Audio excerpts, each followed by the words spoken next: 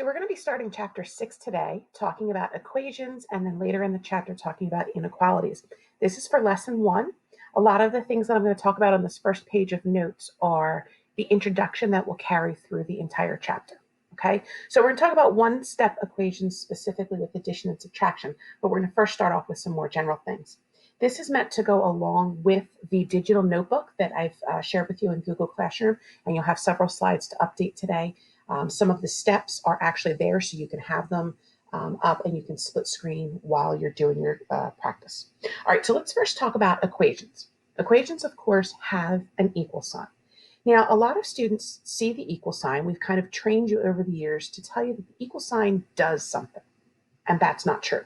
Think back to elementary school when you see like 6 plus 4 equals. Most people think that, oh, that means that I have to do something. That's not true. The equal sign tells you that the two parts, the two halves, or the two sides of the equation are exactly that. They're equal. So when I look at this side, I have 10 things over here. I happen to have them split into two piles, but there's still 10 things on the left. Over on the right, I've just smushed them together and I have one pile of 10. If I was to split this or put it on a balance scale, these two sides would have the same value. The same thing when we start to introduce variables. If we were to split it or have like a pivot point on the middle here at the equal sign, this x plus 8 or 8 plus x has the same value as 13. And that's how we're able to figure out what x is worth. Similarly, if I was to split this equation, 2 plus 5 you know is worth 7, and 4 plus 3 you know is worth 7.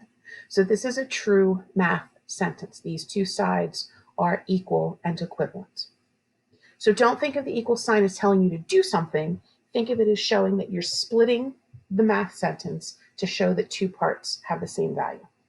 All right, the golden rule of algebra, written very large. I don't know if you've ever heard this before. This is a cute little saying that some math teacher somewhere came up with.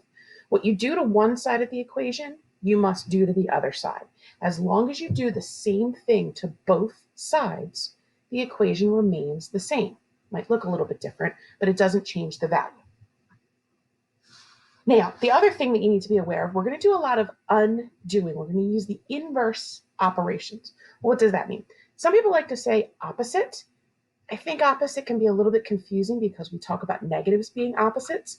Inverse just means the reverse or the flip. So if you have addition, you would undo that with subtraction, and vice versa. If you have subtraction, you're going to undo that with addition.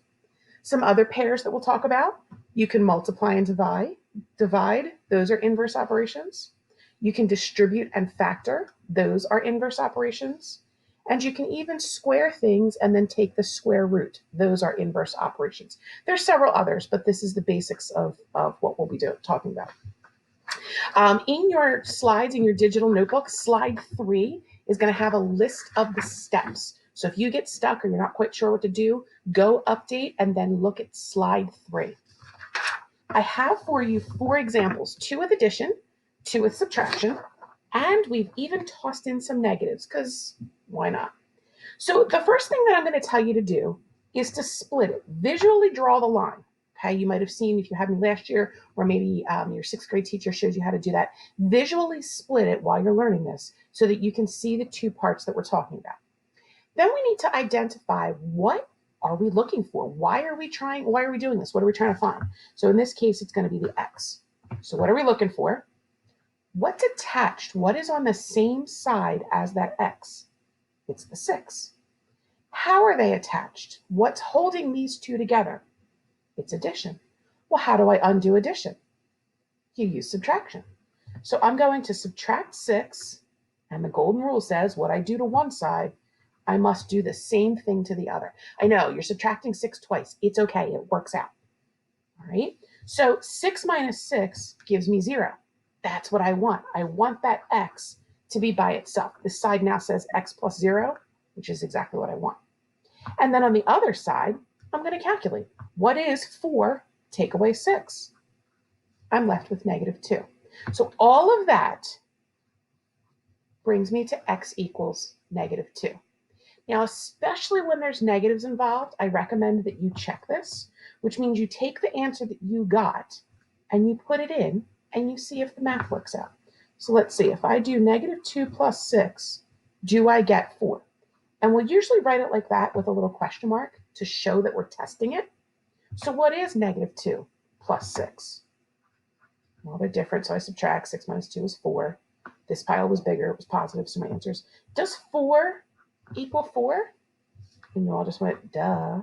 Yes, 4 equals 4, which means my circled answer up here is correct. This is not the answer. My answer is x equals negative 2. Okay, switch to another example. Yeah, we'll do it like this. All right, so my steps. We'll split it. What am I looking for? B. What's attached on the same side? 8. How are they attached? Addition. How do I undo that? With subtraction. So I'll subtract 8 on both sides. 8 minus 8 is 0. Yay, that's what I wanted. The B remains. Here I have a negative 5 and a negative 8. Same signs, so I'm going to combine and add them. I get 13, with my answer being B equals negative 13. It doesn't matter where the variable is, the steps are the same. And then if we wanted to check, we'll go back to the original. I'll replace B with what I think my answer is, and we'll check. 13 minus 8, because they're different, is 5. This pile is bigger, so I'll keep the sign. And yes, negative 5 is on both sides. So my answer of negative 13 is correct. Even if you don't write out this check step, I would highly recommend that you at least do it in your head. Don't assume. Sometimes you'll use the wrong sign. Let's say that I ended up adding here for whatever reason. I ended up adding and I got 16. If I go back and put 16 plus 8, that's not negative 5. Okay, you'll catch your own mistakes very easily if you do the check step, even if you're just doing it in your head. Right? Let's shift to some subtraction problems. All right, so I've got x minus 2 equals 1. I know you already know the answer. That's good. You can double check yourself. Follow the same steps. Split it at the equals. What am I looking for? X. What's attached? 2. How is it attached? By subtraction. How do I undo subtraction? With addition. So I'll add 2, and I'll do the same thing on the other side. Notice how I'm writing these both at the same time.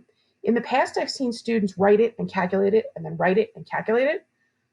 Or more likely, they write it and calculate and forget to put it over here. If you do it both at the same time, it's much more likely that you'll remember to do it. Okay, now, negative 2 and positive 2. Well, those are opposites. That's worth 0. So here I'm left with x, and then 1 plus 2 is 3. I think my answer is 3. Let's see. If I do 3 minus 2, does that give me what I need on the other side? 3 minus 2 is 1. Yes, we're good. All right, last one. So we'll split it at the equals. What am I looking for? J. What's attached? 14. How is it attached? With a subtraction sign. How do I undo subtraction? We'll add. And what you do to one side, you do to the other. So over here, we had a negative and a positive of the same number. That leaves me with J. Here, I'm just going to add because they're both positives. So I get 39. I think my answer is J equals 39. Let's see. If I replace, does 39 minus 14, give me what I need? If I had written it correctly, yes, it does. Again, you can go to slide 3 in your digital notebook if you want to review these steps.